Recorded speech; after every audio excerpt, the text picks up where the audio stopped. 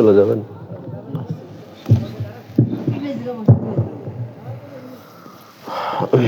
আসসালামু আলাইকুম ওয়া রাহমাতুল্লাহি ওয়া বারাকাতুহু। আপনারা সকলে কেমন আছেন? শীত আজকে 2 দিন আগে যেভাবে পড়েছিল আজকে একটু কম, তাই না? শীত দেওয়ার মালিক কে? শীতকালে শীত না হইলে ভিজানো পিঠা খায় মজা হবে? এটা আল্লাহর কুদরত। খেজুরের রস গরম দিনে খাইলে কি মজা হবে? খাবে যেমন, শীতে কাঁপবে তেমন, মজাও তেমন। এই ক্ষমতা কার? মাহফিলের উদ্দেশ্য করে বাড়ি থেকে বের হবে, কাউকে প্যান্ডেলের ভিতরে ঢুকাবেন, কাউকে বাজারে, দোকানে পাটে, ওখানেই ঘোরাঘুরির ব্যবস্থা করে দিবেন।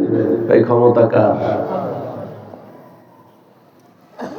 চেয়ারম্যান মহোদয় অত্যন্ত জ্ঞানী গুণীজন, অল্প সময়ের মধ্যেই সার কথাগুলো বলেছেন। আপনাদের ইউনিয়নের মাথা যিনি, তিনি এখানে উপস্থিত। আপনারা যদি বাহিরে থাকেন, আদবের খেলাফ। আমি অনুরোধ করছি, আমরা তো আপনাদের মেহমান, ছোট হইলেও আজকের জন্য তো মেহমান। সম্মানিত ভাই পরিচালক বলেছেন না যে বাড়িতে মেহমান, আমি ঘর তালা দিয়ে চলে গেলাম। আমি আপনাদেরকে অনুরোধ করব অল্প সময়ের জন্য প্যান্ডেলের ভিতরে এসে বসার জন্য। ইন্নাল হামদুলিল্লাহ আলহামদুলিল্লাহি নাহমাদুহু ওয়া নাস্তাঈনুহু ওয়া নাস্তাগফিরুহু ওয়া নাউযু বিল্লাহি মিন শুরুরি আনফুসিনা ওয়া মিন সাইয়্যাতি আমালিনা। من يهده الله فلا مضل له ومن يضلله فلا هادي له ونشهد أن لا إله إلا الله وحده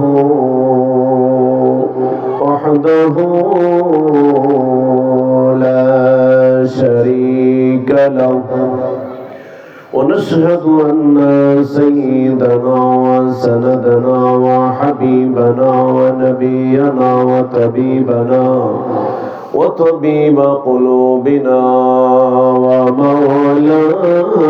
ومولانا محمدا عبده ورسوله الذي أرسله بالحق بشيرا ونذيرا وداعيا إلى الله بإذنه وسراجا منيرا. فقد قال الله تعالى في كلامه المجيد والفرقان الحميد. যারা পারেন আওয়াজ করে আমার সাথে সাথে পড়ুন, আউযু বিল্লাহি মিনাশ শাইতানির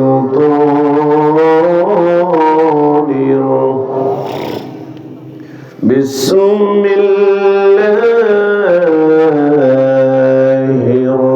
রাহমানির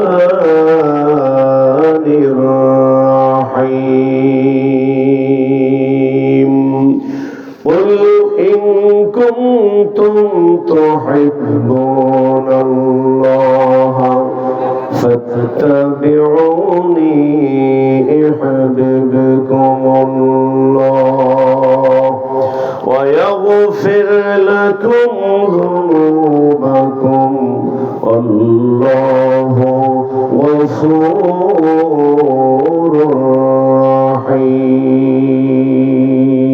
رحيم.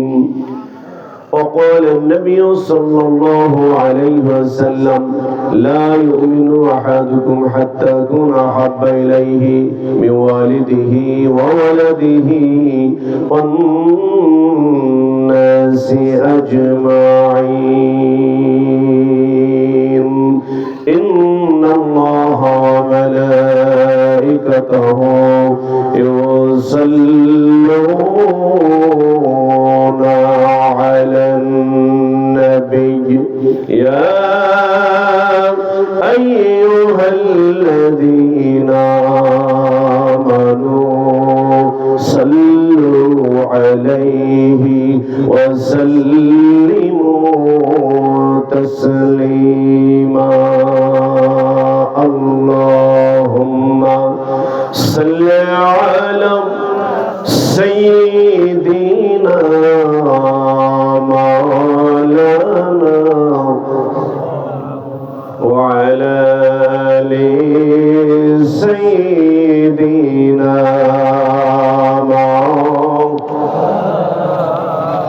محبة সাথে পড়ি اللهم صل على سيدنا مولانا محمد وعلى آل سيدنا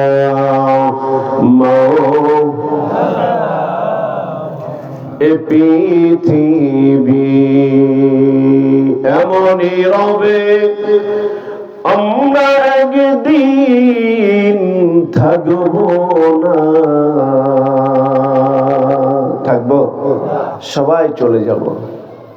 এ পৃথিবী পড়ে রবে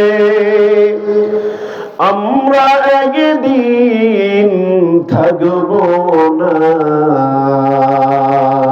সবাই যেদিন ভুলে যাবে নবী মোদের ভুইল না।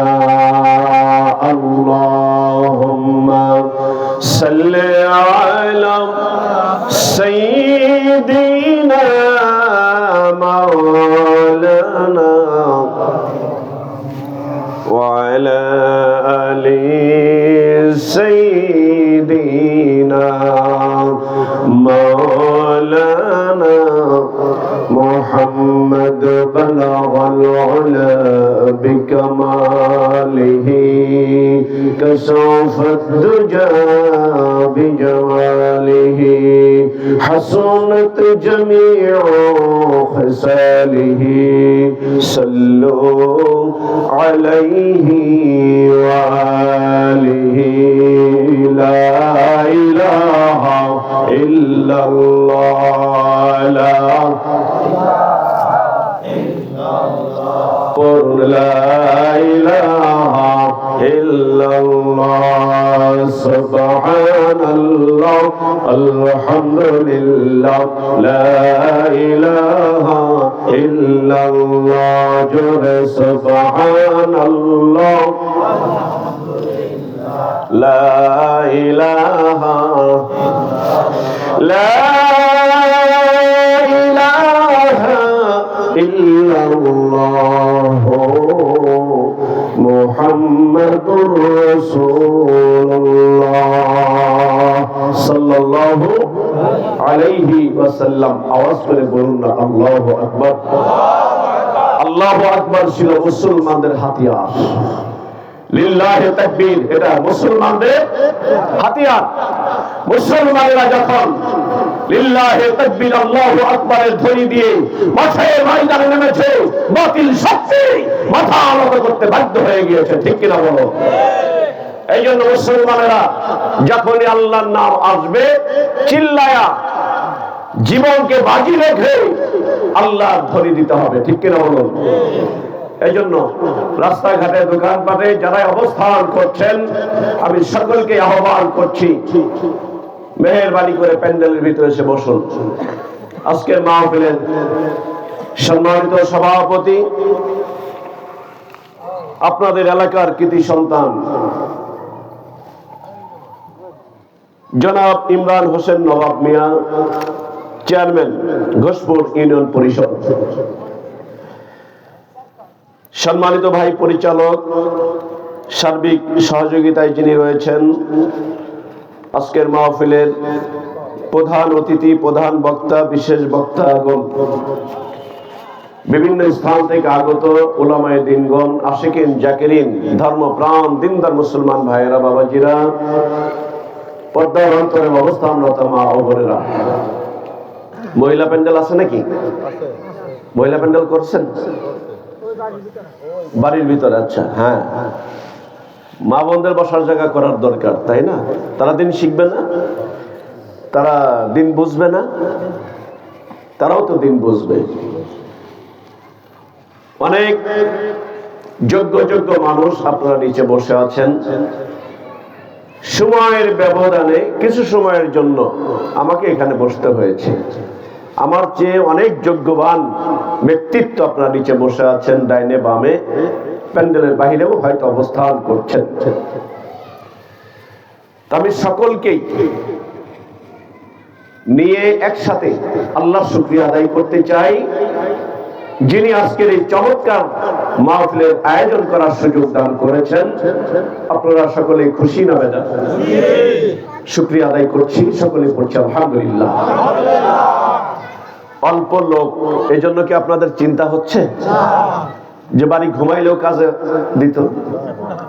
জান্নাতি লোক কম হবে, জান্নাতি লোক কম হবে। সকলে ইচ্ছা করলেই জান্নাতে যেতে পারবে? ইচ্ছা করলে জান্নাতে যেতে পারবে না।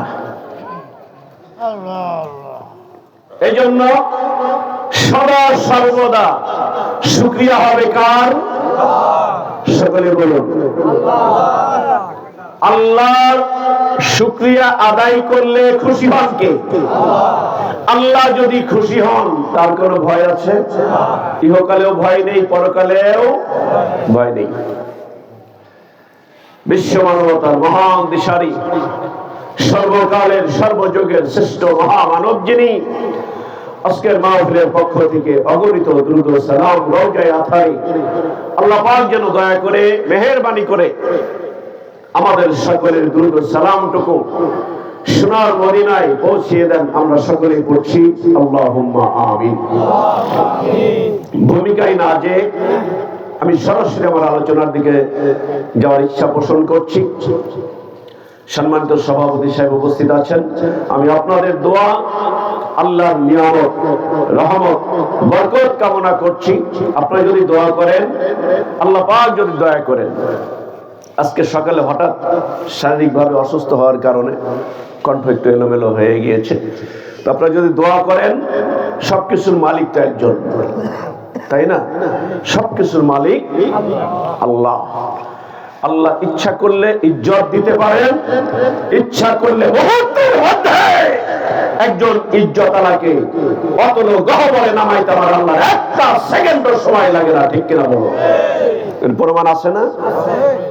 পৃথিবীতে নয় শুধু বাংলাদেশে নয়, শুধু তমাম পৃথিবীর দিকে তাকায়া দেখেন, আল্লাহ রাব্বুল আলামিন এত বড় ক্ষমতার অধিকারী। যুক্তরাষ্ট্র বলেন, যুক্তরাজ্য বলেন, চীন বলেন, জাপান বলেন, ভারত বলেন, আর যত শক্তিশালী রাজ্য বলেন না কেন, আমার আল্লাহর পাওয়ারের কাছে এরা ধূলিসাৎ হয়ে গিয়েছে। তিনটা অক্ষর করোনা, এই তিনটা অক্ষরের দ্বারা আল্লাহ তাআলা পৃথিবীর সব নেতা কর্মীকে ঘরে ঢুকাইয়া দিয়েছে। এই ক্ষমতা আল্লাহর আছে কি নাই? আল্লাহর খুব বেশি সময় লাগে নাই, খালি লকডাউন, লকডাউনের পরে শাটডাউন, সব ঘরে। ক্ষমতা সব তো আল্লাহর হাতে। এই জন্য দোকানপাটে যারা অবস্থান করছেন, আপনারা যে আজকে বাড়িতে ফিরে যেতে পারবেন, আমি যে বাড়িতে ফিরে যেতে পারবো, এর গ্যারান্টি আছে? আমি আপনাদের অনুরোধ করছি, প্যান্ডেল এত সুন্দর চমৎকার এই আয়োজন, কালকে এখানে মাহফিল হবে? কালকে এখানে মাহফিল হবে না। আপনারাও আসবেন না, চেয়ারম্যান সাহেব আসবেন না, আমরাও আসবো না। আসুন, আমি জায়াতে কালিমা আপনাদের সামনে তেলাওয়াত করেছি, যারা পারেন আবারও আমার সাথে সাথে একটু তেলাওয়াত করুন। আউযু বিল্লাহি মিনাশ শাইতানির,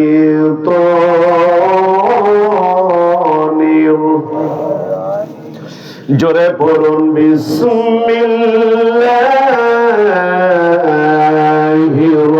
রাহমানির রাহিম। قل إن كنتم تحبون الله فاتبعوني يحببكم الله ويغفر لكم ذنوبكم والله غفور رحيم।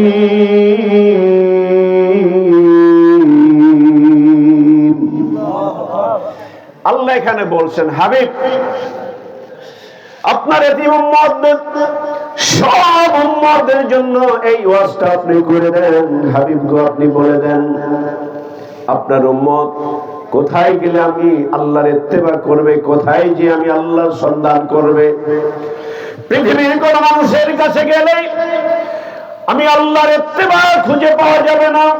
পৃথিবীর কোন নেতা কর্মীর কাছে গেলে আমি আল্লাহর সান্নিধ্যে আসা যাবে না। আল্লাহ চমৎকার ওয়াজ না এই আয়াতের মধ্যে করে দিচ্ছেন, হাবিব আপনার উম্মতদেরকে বলে দেন কিয়ামত পর্যন্ত যারা আসবে, আপনার উম্মত যদি আপনাকে পাইতে চাই, আমি আল্লাহকে পাইতে চাই, আল্লাহ এবং রাসূল উভয়কে যদি কোনো মানুষ ইত্তেবা করতে চাই, আল কোরআনুল কারীমের অসংখ্য জায়গার মধ্যে আমার আল্লাহ এই নিয়মটা শিখায়া দিয়েছেন। আওয়াজ করে বলুন না সুবহানাল্লাহ। মানুষ কিভাবে আল্লাহকে পাবে, কিভাবে রাসূলের ইত্তেবা করা যাবে? পৃথিবীর কোন মানব রচিত গ্রন্থের কাছে যাওয়ার দরকার নাই, এই কুরআনুল কারীমের কাছে আসলেই সব সমস্যার সমাধান আল্লাহ এই কিতাবের মধ্যে ঢুকিয়ে দিয়েছেন। সুবহানাল্লাহ বলুন।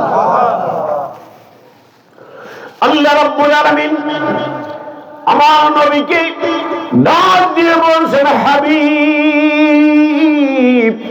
আপনি বলে দেন আপনার উম্মত যদি আমি আল্লাহকে পেতে চাই, আমি আল্লাহর ভালোবাসা পেতে চাই, আমি আল্লাহর কাছ থেকে মাপ পেতে চাই, আমি আল্লাহর দয়া পেতে চাই, আমি আল্লাহর বরকত পেতে চাই, কিছু কাজ করা লাগবে।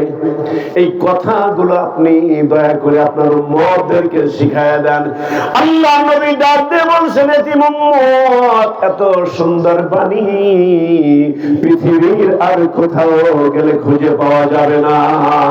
তোমরা শুনে রাখো, যদি আল্লাহর কাছ থেকে মাপ পেতে চাও, আল্লাহর কাছ থেকে দয়া পেতে চাও, অন্য কোন মানুষের কাছে গেলে পাওয়া যাবে না।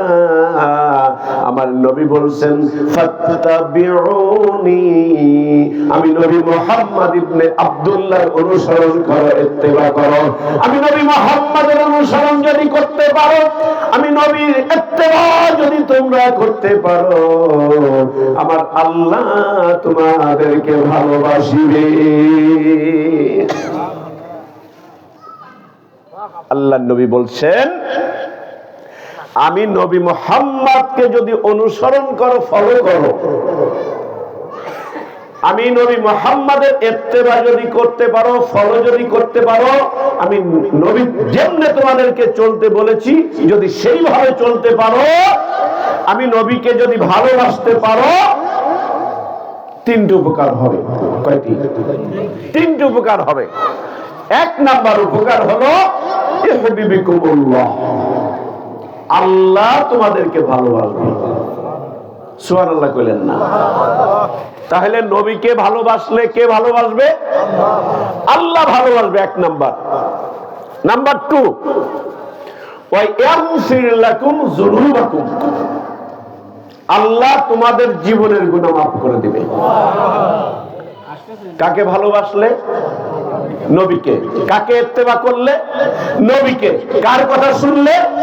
নবীর কথা শুনলে। তাহলে নবীর কথা শুনলে তিনটে উপকারের, এক নাম্বার হলো আল্লাহর ভালোবাসা পাওয়া যাবে। গোবিন্দপুর সহ আশেপাশের যত ভাইয়েরা বোনেরা আছেন, আল্লাহর ভালোবাসা পাওয়ার দরকার আছে কি নাই? কথা বলুন। সকলেই বলেছেন আল্লাহর ভালোবাসা পাওয়ার দরকার আছে কি নাই? তাহলে কি করা লাগবে? নবীকে ভালোবাসা লাগবে, নবীর ইত্তেবা করা লাগবে। নাম্বার 2, আল্লাহ তার জীবনের ইচ্ছা করলে সব গুনাহ মাফ করার জন্য আমার আল্লাহর কি কারো কাছে সাহায্যের দরকার হবে?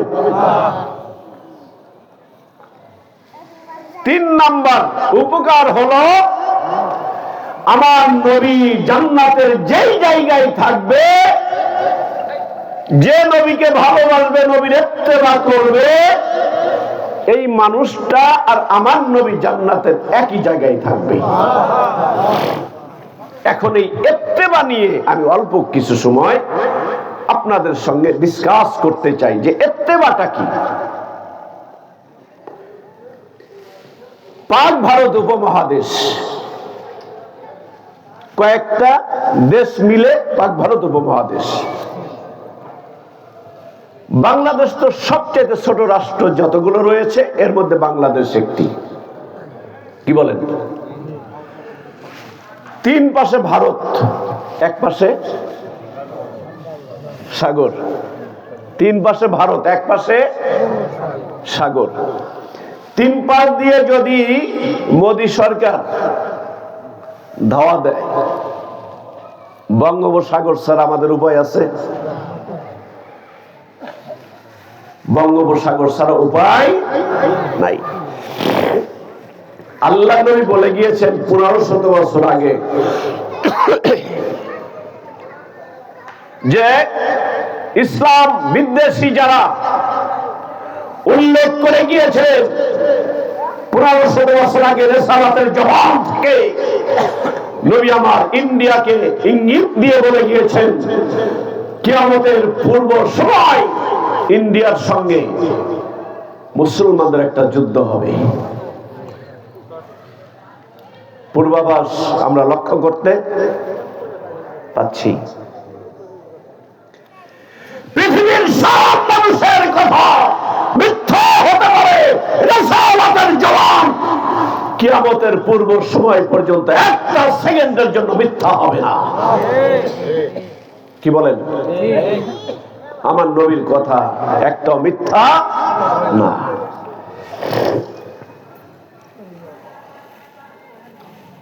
জলিলুল কদর সাহাবী আব্দুল্লাহ ইবনে মাসউদ রাদিয়াল্লাহু তাআলা আনহু, ওনার থেকে একটা হাদিস মুসলিম শরীফে।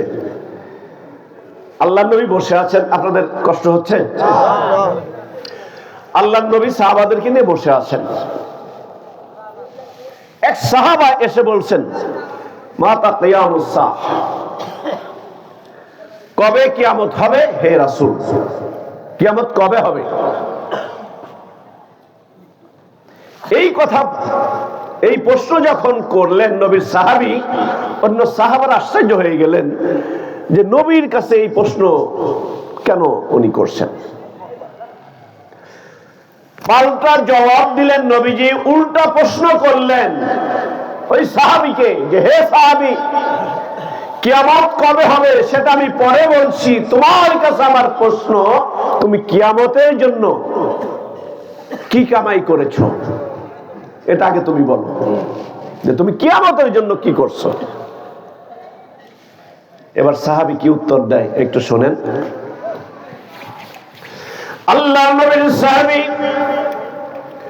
ডাক দিয়ে বলছেন, ইয়া রাসূলুল্লাহ, রহমাতুল নবী, মায়ার নবী, আমার জীবনে আমি ততটা ভালো আমল বেশি করতে পারি নাই।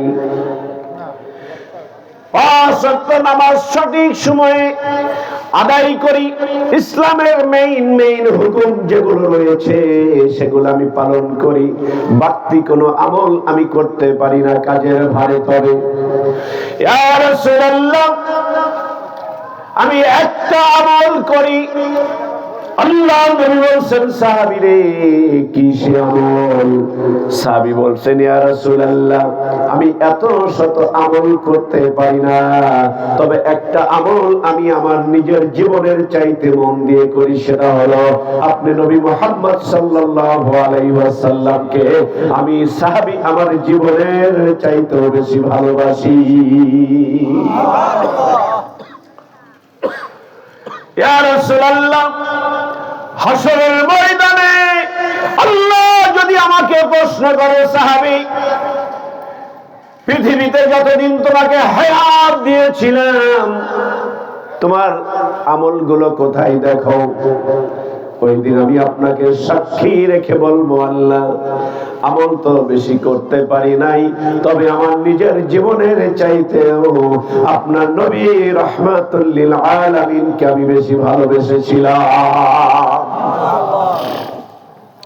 এই কথা বলার সঙ্গে সঙ্গে আল্লাহর নবীর সাহাবী আব্দুল্লাহ ইবনে মাসউদ রাদিয়াল্লাহু তাআলা আনহু বলছেন, এই পৃথিবীর মানুষ ওই সাহাবীর সঙ্গে নবীর যখন এইভাবে কথা বলাবলি হচ্ছিল, আমি দেখি ওইখানে যতগুলো সাহাবী ছিলেন সবার মুখে একটু গোলাপের মতো, ফুটন্ত গোলাপের মতো মুখের হাসিগুলো ভেসে উঠেছে, মুখের হাসিগুলো ভেসে উঠেছে, যে এরপরে নবী আমার কি বলবে এটা শোনার জন্য তারা অধীর আগ্রহে বসে আছে। আল্লাহর নবী বলছেন, আমার উপস্থিত সাহাবারা শোনো, আমার যে সাহাবা আমার কাছে প্রশ্ন করেছে আমি পাল্টা যে প্রশ্ন করলাম, আমাকে যদি এই সাহাবী তার নিজের জীবনের চাইতেও বেশি ভালোবাসতে পারে, আল্লাহি আল্লাহর ইজ্জতের কসম দিয়ে বলি, এ সাহাবীরা শোনো, আমার সাহাবা যেহেতু তার নিজের জীবনের চাইতেও আমি নবীকে বেশি ভালোবাসা দিয়েছি, আমি ওয়াদা করলাম আমি নবী জান্নাতে যেইখানে থাকবো, যেই কামরায় থাকবো, আমার এই সাহাবাও ওই একই কামরায় আমি নবীর সঙ্গে থাকবি। বন্ধুরে, এই পৃথিবীতে কেউ আজীবন থাকতে আসি নাই, আজীবন থাকবো। ইযা জাআ আজালুহুম লা ইস্তাখিরুনা সাআতান ওয়ালা ইস্তাকদিমুন।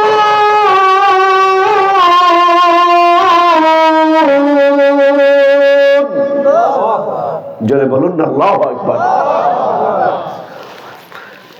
এ দুনিয়ার মানুষ শোনো, মৃত্যুর সময় তোমার যখন ঘনিয়ে আসবে, একটা সেকেন্ডও তোমাকে সময় দেওয়া হবে না, মালাকুল মউত তোমার ঘাড়ের কাছে যে হাজির হয়ে যাবে।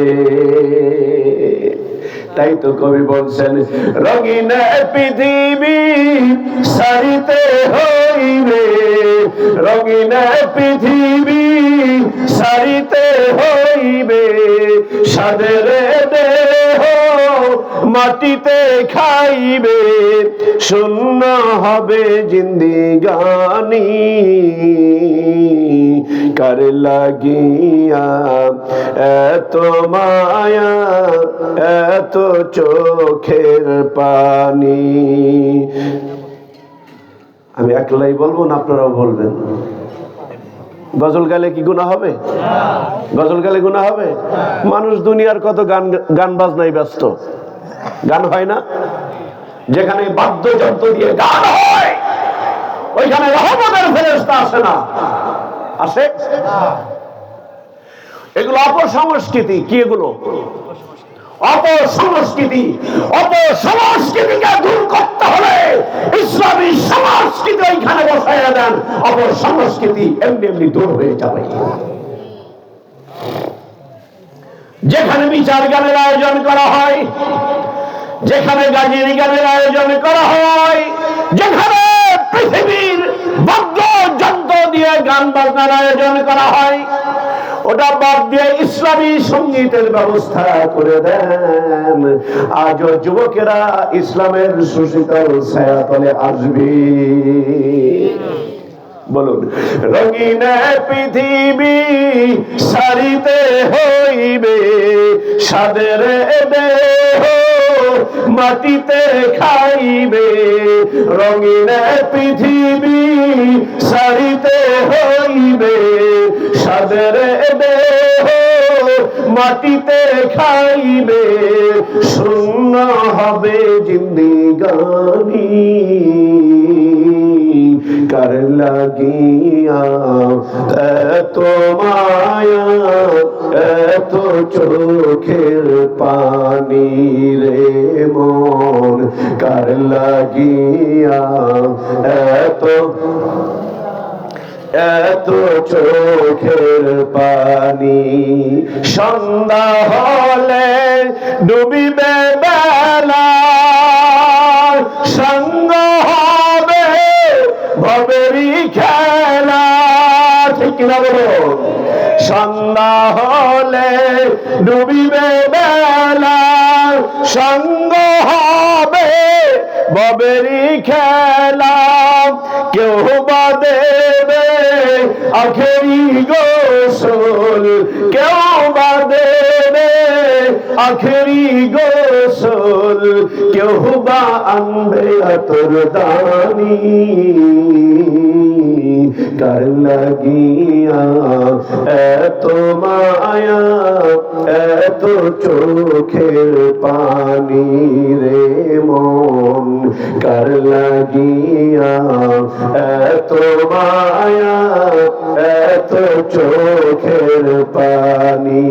বলুন, রঙিন পৃথিবী সারিতে হবে, রঙিন পৃথিবী সারিতে হবে।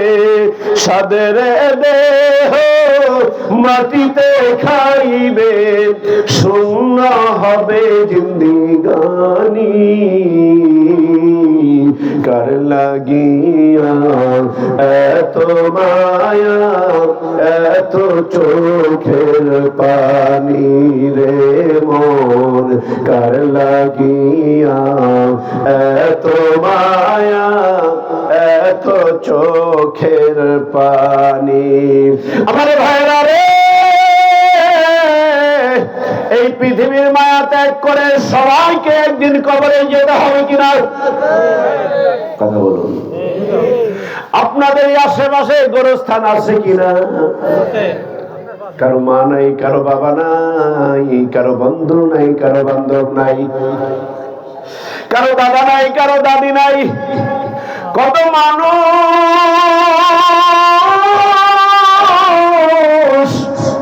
আমার মতো বাবাকে হারাইয়া ফেলেছ।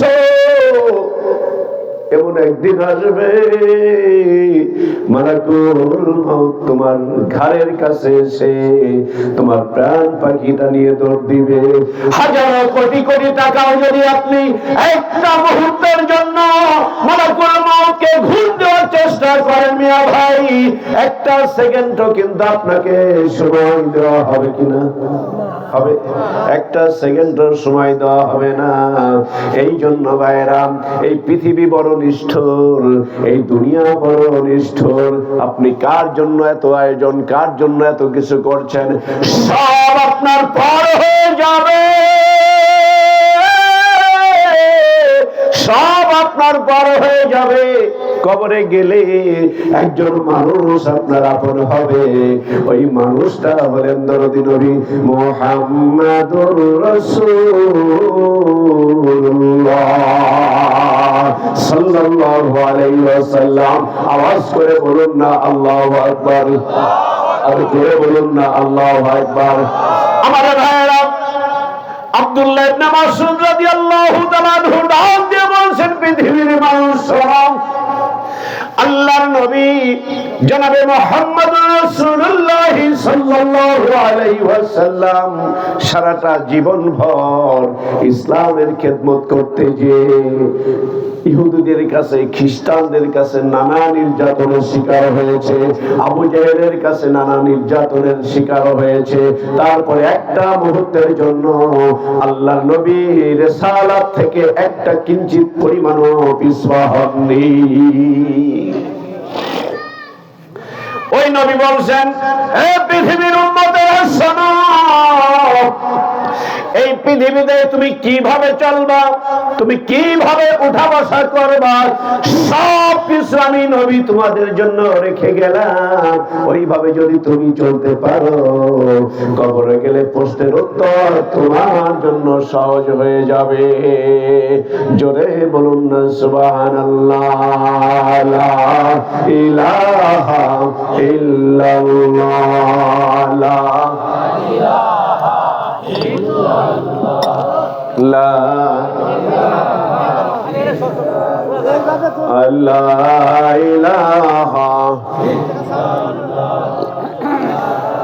ইলাহা ইল্লাল্লাহ।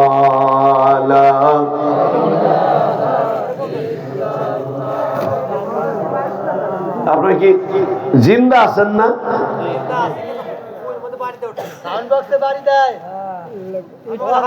মানে ঘুমাই যান নাই তো? যেভাবে জিকিরের আওয়াজ, আমি তো একটা টেনশনে পড়ে গেলাম। একটু জিকির করেন, লা ইলাহা ইল্লাল্লাহ, লা ইলাহা। সাউন্ড বক্স অফ করে দেন, সাউন্ড বক্স অফ করে দেন। মাইক আছে না, সাউন্ড বক্স দেন অফ করে। লা ইলাহা লা ইলাহা ইল্লাল্লাহ, লা ইলাহা ইল্লাল্লাহ মুহাম্মাদুর রাসূলুল্লাহ সাল্লাল্লাহু আলাইহি ওয়াসাল্লাম।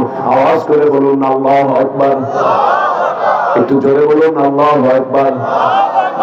আপনারা আমাকে উৎসাহিত করলে, আমি আগেই বলেছি আমি শারীরিকভাবে অসুস্থ। আজকে জ্বর আসছে হঠাৎ সকাল। আমি যেখানে আসতে পারবো, ইজ্জত দেওয়ার মালিক তো আল্লাহ। আমার শরীরে এখনো জ্বর, আমি জ্বর নিয়ে কথা বলছি আপনাদের সামনে। তো আপনারা যদি আমাকে উৎসাহিত করেন, আমি ওই ধরনের কোনো মানে ইউটিউব মার্কা বক্তা না। আজকাল তো ইউটিউব মার্কা বক্তাদের ঠেলায় আসলে আলেমগুলোর খাওয়া নাই। কি বলেন? মানে কত হাজার হাজার আলেম ওলামা, তাদের পায়ের ধুলা নেওয়ার মতো যোগ্যতা আমাদের নেই, তাদের খাওয়া নাই। 2 ক্লাস পড়ার পরেই একটু সেজে কুজে স্টেজে এসে বসেই বিশাল বক্তা। এই ইউটিউব মার্কা বক্তা 6 ইঞ্চি থেকে শুরু করে আছে না, মানে 6 ইঞ্চি বক্তা, 12 ইঞ্চি বক্তা, 24 ইঞ্চি বক্তা, এরপরে এই সেই নানান রকম এই ধরনের বক্তাদের চোটে আসল মুফতি, আসল মুহাদ্দিস, আসল মুফাসসিরদের চান্সই নাই। যার কারণে ওয়াজ হচ্ছে, নসিহত হচ্ছে, মানুষের আমলের পরিবর্তন হচ্ছে না। কি বলেন? কারণটা হলো অধিকাংশ বক্তাদের ধান্দা হলো টাকা। কথা বলেন? অধিকাংশ বক্তা, সব বক্তাদের কথা বলি নাই, অধিকাংশ ইউটিউব মার্কার যে বক্তাগুলো, তাদের ধান্দা হলো টাকা ইনকাম করা যায় কিভাবে। আগেকার আল্লাহর ওলিরা, হক্কানি পীর মাশায়েখ জানারা, তারা মানুষের দাঁড়ে দাঁড়ে যে দিনের দাওয়াতি মেহনত নিয়ে যাইতেন। অল্প কথা বললেই মানুষের কলবের মধ্যে আমলের পরিবর্তন হয়ে যেত। ঠিক কিনা? আপনাদের আশেপাশে ওই চেয়ারম্যান সাহেব বললেন যে মানুষ আগে ডুবরা যাইতো। ডুবরা তো একটা পীরের দরবার, ফুরফুরা সিলসিলা। এই ফুরফুরার আল্লাহর ওলিরা এই বাংলাদেশে আসছেন, মানুষদের দিনের দাওয়াত দিয়েছেন। চরমনের হুজুরেরা বাংলাদেশে আসছেন, দিনের দাওয়াত দিয়েছেন। আমি একটা দরবারে যাওয়া আসা করি, তালিম ইসলাম, মানিকগঞ্জ দরবার শরীফ, বাংলাদেশ, ঢাকা। তো আল্লাহর ওলিদের সহবতে যাওয়ার পরে মানুষ আমলের পরিবর্তন ঘটায়।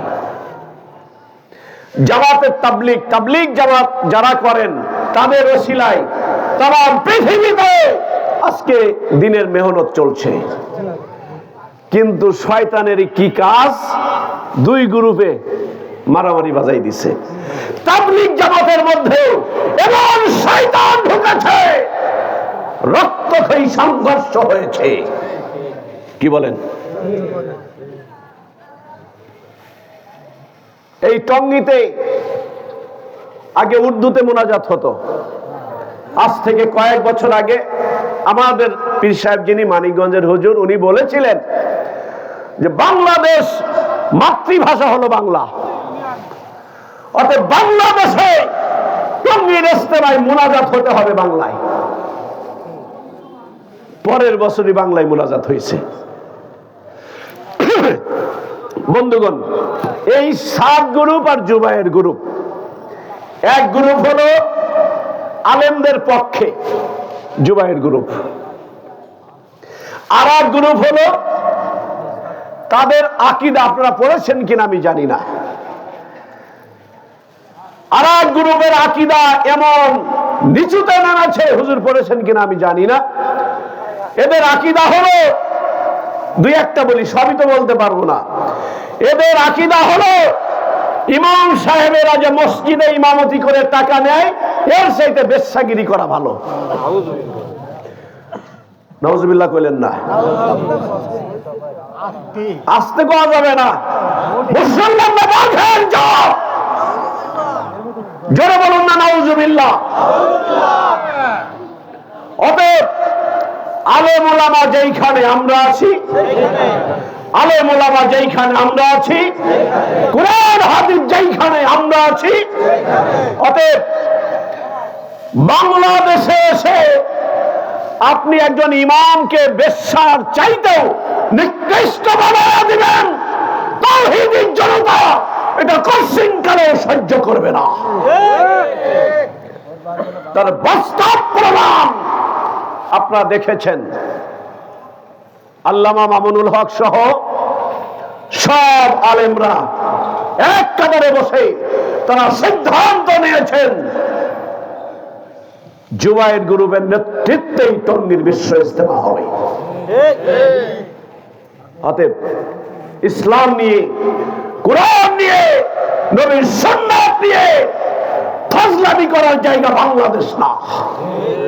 এটা ওলি আল্লাহদের বাংলাদেশ, এটা শহীদ গাজীর বাংলাদেশ, এটা কোরআনের পাখিদের বাংলাদেশ। ঠিক কিনা বলুন? অতএব এই দেশের মানুষের হাতে আছে কোরআন, এক হাতে আছে কোরআন, অপর হাতে আছে নবীর সুন্নাহ। অতএব কোরআন এবং সুন্নাহ নিয়ে এখনো যদি মুসলমান সিংহের মতো গর্জন দিয়ে উঠে, ওদের এখনো পাতলা পায়খানা শুরু হতে একটা সেকেন্ডও সময় লাগবে না। শয়তান আমাদের মাঝে মাঝে একটু ডিভাইডেড করতে চায়, আর আল্লাহ বলছেন ওয়াতাসিমু বিহাবলিল্লাহি জামিআন ওয়ালা তাফাররাকু, আমি আল্লাহর রজ্জুকে শক্ত করে ধরো। শয়তানের চক্রান্ত দুর্বল, ও শত চেষ্টা করলেও খবরদার তোমরা আলাদা হইও না, তোমরা রজ্জুকে শক্ত করে ধরো। এই কাজগুলোই আল্লাহ ওয়ালা জানারা, আলেম ওলামা জানারা, জামাতে তাবলীগ, ইকামাতে দ্বীন, হক্কানি পীর মাশায়েখ, এনারা এই কাজগুলোর আঞ্জাম দিচ্ছে। সুবহানাল্লাহ বলুন। আমার ভাইয়েরা, এই জন্য এই পৃথিবীতে কোন মানুষ সারা জীবন থাকবে না। আল্লাহর নবীর এই মিশনটা চলবে কিয়ামত পর্যন্ত। কেউ এটা বন্ধ করতে পারবে? কথা বলুন, পারবে? কেউ এটা বন্ধ করতে পারবে না। হযরত ওমর তখনও তো তিনি মুসলমান হননি, নবীর মাথা কাটার কন্ট্রাক্ট নিয়েছিল ওমর, তখন মুসলমান হননি। মাথা কাটার কন্ট্রাক্ট নেওয়ার পরে আমি লম্বা ঘটনা বলা আমার উদ্দেশ্য না। উদ্দেশ্য হলো নবীর এই মিশনকে বাস্তবায়ন করার জন্য আল্লাহর নবী জীবনে কতটা কষ্ট করেছেন তার দুই একটা উদাহরণ মাত্র আমি আপনাদের সামনে পেশ করছি। আমার যুবক ভাইয়েরা, হযরত ওমর মুসলমান যখন হননি, আবু জাহেলের নেতৃত্বে সিদ্ধান্ত হয়ে গিয়েছে নবী মুহাম্মদকে হত্যা করতে হবে, মেরে ফেলতে হবে।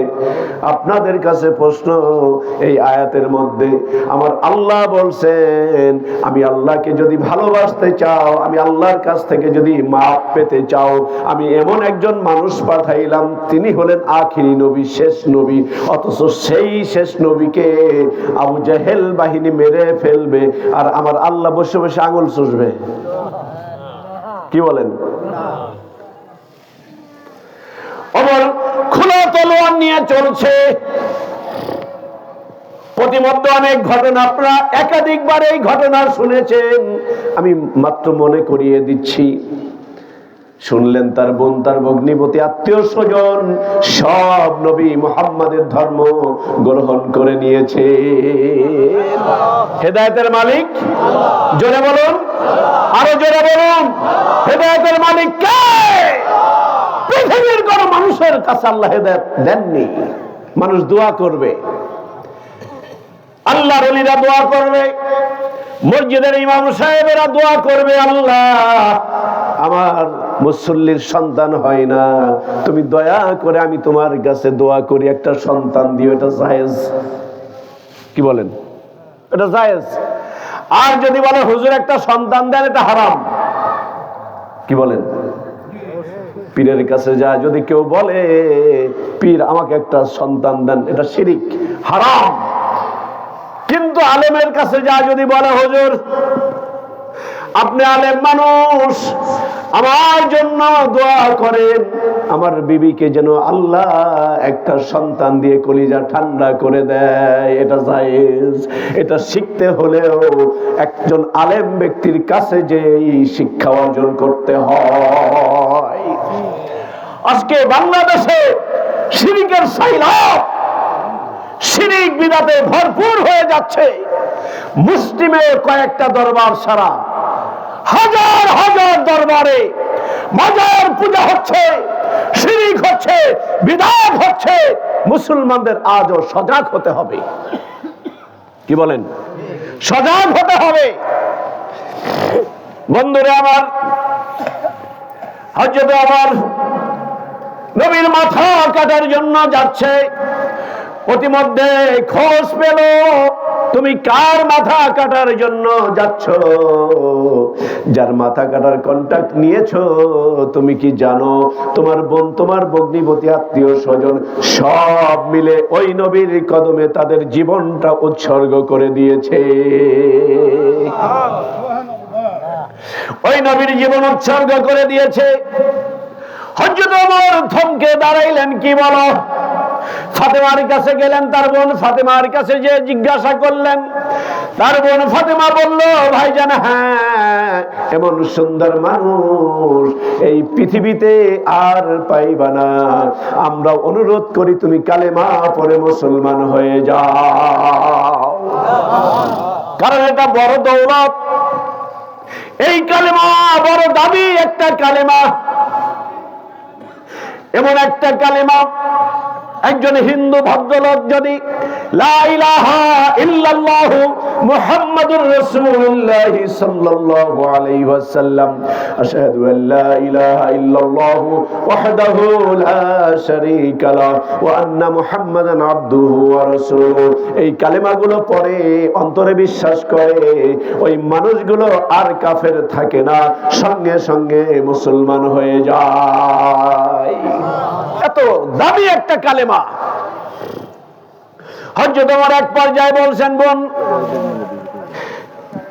তোকে এত আঘাত করলাম, এত পরিহার, এত মারধর করলাম, তারপরেও কালেমা ছাড়লি না, নবী মুহাম্মদকে ভুললি না। কি আছে ওই মানুষটার চেহারার মধ্যে? আমি একবার দেখতে চাই, আমার নিয়ে চল বিশ্ব নবীর কাছে।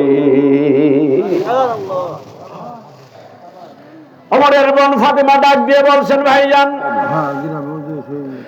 একটা সত্যের বিনিময় নিতে পারি, যেই নবীর হাতে হাত দিয়ে এই মর্মে অঙ্গীকারাবদ্ধ হয়েছি, কালিমা পড়ে মুসলমান হয়েছি, খবরদার ওই নবীর সঙ্গে বেয়াদবি করবেন না। এই ওয়াদা যদি আপনি দেন তাহলে আমি নিয়ে যেতে পারি বিশ্ব নবীর দরবারে। ওমরের ভিতরে, ওমরের অন্তরে, হযরত ওমরের কলবের মধ্যে একটা ধাক্কা সঞ্চারিত হলো। হযরত ওমরের হৃদয়ের মধ্যে নাড়া দিয়ে উঠল। ওমর বারবার বলছে, ফাতেমা নিয়ে চল, আমি বেয়াদবি করব না, আমারে নিয়ে চল তোদের নবী মুহাম্মাদের দরবারে, নিয়ে চল। আল্লাহর নবী বসে আছেন, ওমর খোলা তলোয়ার নিয়ে আসছে। ওমরের বোন ফাতেমা ডাক দিয়ে বলছে, ভাইজান ওই যে যেই মানুষটা এত সুন্দর নূরান্বিত চেহারা, ওই মানুষটাই আমাদের প্রিয় নবী মুহাম্মদ। আওয়াজ করে বলুন সুবহানাল্লাহ। ওমর নবীর পাশে যে দাঁড়িয়ে আছে, আল্লাহ নবী মাথা নিচু করে বসে আছেন। আল্লাহ রাব্বুল আলামিন হযরত জিবরাইল ফেরেশতাকে পাঠায়া দিলেন, জিবরাইল জলদি করে চলে যাও, আমার নবীর কানে কানে জানায়া দাও, আপনার চিরশত্রু, আপনার মাথা কাটার জন্য যিনি কন্টাক্ট নিয়েছে, সেই ওমর আপনার কদমের সামনে খোলা তলোয়ার নিয়ে দাঁড়িয়ে আছে, খোলা তলোয়ার নিয়ে দাঁড়িয়ে আছে। জিবরাইল তুমি যাও, আমার বন্ধুর কানে কানে জানায়া দাও, বন্ধুরে জানায়া দাও আমি ওমরের জন্য ইসলাম কবুল করে নিয়েছি। হেদায়েতের মালিক আল্লাহ। ভালো জায়গায় গেলে হেদায়েতের আশা করা যায় যে আমি হেদায়েত পেতেও পারি। আজকে আপনারা এই যে বাৎসরিক মাহফিলের আয়োজন করেছেন, আলেম ওলামা ইমাম সাহেবেরা, এলাকার মানুষ টাকা দিয়ে পয়সা দিয়ে এত কষ্ট করেছেন। একজন মানুষ যদি দিন বুঝতে পারে আপনাদের এই টাকা সাকসেস, আপনাদের এই কষ্ট সার্থক, হাসরের ময়দানে এই মাহফিলটা নাজাতের জরিয়া হয়ে যেতে পারে। জোরে বলুন সুবহানাল্লাহ। এই জন্য এই মাহফিলটা কিয়ামত পর্যন্ত আপনি থাকবেন না, কিন্তু মাহফিলটা হোক, এই টেন্ডেন্সি প্রত্যেকের ভিতরে থাকার দরকার। কি বলেন? আমি একদিন থাকবো না, মাহফিল কিয়ামত পর্যন্ত চলবে। এই কবরের গোরস্থান না এখানে, এই আলেম ওলামা প্রধান মেহমান মুনাজাত করবেন, দোয়া করবেন, যারা শুয়ে আছে তারা দোয়া পাবে না? তারাও তো দোয়া পাবে। আপনি এই মাহফিলকে সার্থক করার জন্য বিভিন্ন ভাবে প্রচেষ্টা করেছেন, আপনি একদিন থাকবেন না, মাহফিল হবে, আপনি কবরে শুয়ে শুয়ে এর সওয়াব পাবেন। এই জন্য আমার বন্ধুরা, যখনই মাহফিল হবে আপনারা সার্বিক সহযোগিতার হাতকে বাড়ায়া দিবেন। এত সুন্দর আয়োজন আপনারা পৃথিবী থেকে করে গেলেই জান্নাতে গেলে এত সুন্দর জায়গায় থাকতে পারবেন। হযরত জিবরাইল ডাক দিয়ে বলছেন, ইয়া রাসূলুল্লাহ, ইয়া হাবিবাল্লাহ, নবী গো, আপনার সামনে আপনার চিরশত্রু আবু জেহেল একজন লোককে পাঠিয়ে দিয়েছে, যে আপনাকে মারতে এসেছে, যে আপনাকে মারতে এসেছে, আপনার সামনে দাঁড়িয়ে আছে। আল্লাহ রাব্বুল আলামিন আপনাকে সালাম জানিয়ে দিয়েছেন আর বলে দিয়েছেন ওমরের জন্য হেদায়েত আমার আল্লাহ লিখে দিয়েছে।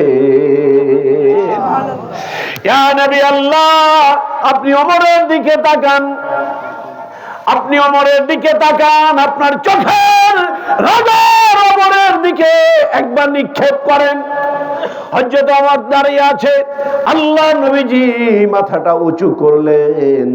আমার নবীজি যখন তার চক্ষু মুবারক দিয়ে ওমরের দিকে একবার তাকাইলেন, হযরত ওমর থরথর করে কাঁপতে শুরু করে দিলেন।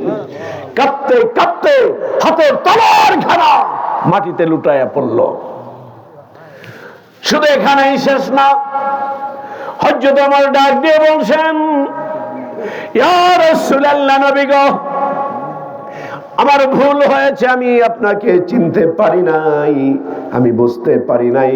আবু জাহেলের ধোঁকায় পড়ে, শয়তানের ধোঁকায় পড়ে আপনাকে মারার কন্টাক্ট নিয়েছিলাম। আমি বুঝতে পেরেছি আপনি পৃথিবীর কোনো সাধারণ মানুষ না। আমি আর দেরি করব না, আমারে পড়ায়া দেন লা ইলাহা ইল্লাল্লাহু মুহাম্মাদুর রাসূলুল্লাহ সাল্লাল্লাহু আলাইহি ওয়াসাল্লাম। আওয়াজ করে বলুন না আল্লাহু আকবার, আর জোরে বলুন না আল্লাহু আকবার। এ আমার বৃদ্ধ বাবারা, আমার মায়েরা, যারা আমার কথাগুলো শুনছো, কোন একদিন এই কবর তোমাকে যেতেই হবে, আমাকে যেতেই হবে, এর ভিতরে কোনো ভুল নাই। আছে নাকি? একটা কবর তোমার, কিন্তু একটা পা কিন্তু তোমার কবরের মধ্যে চলেই গিয়েছে। কয়দিন তুমি বাঁচতে পারবা কেউ জানেন না। জানেন কে? জোরে বলুন, জানেন কে? এই জন্য কবি বারবার স্মরণ করাইয়া দিচ্ছেন, কবরের কথা মনে করো, মনটা নরম করো, কোরআন সুন্নাহর ভিত্তিতে জীবন গড়ো, হাসরের ময়দানে মাপ পাওয়ার ব্যবস্থা হয়ে যাবে। তোমার গহনার দিন ফুরায়া যাবে, যৌবনে লাগবে ভাটি। তোমার গহনার দিন ফুরায়া যাবে, যৌবনে লাগবে ভাটি। ওই যে দেখো ডাকিতেছে তোমার কবরের মাটি।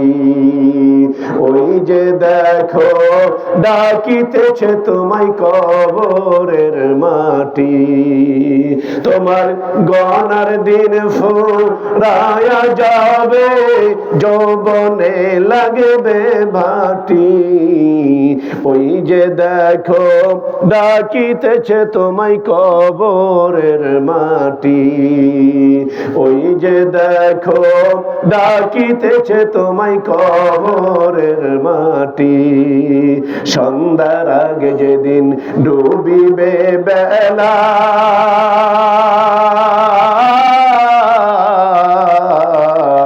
এক পলকে ভেঙে যাবে তোমার রঙেরই মেলা। সন্ধ্যার আগে যেদিন ডুবিবে বেলা,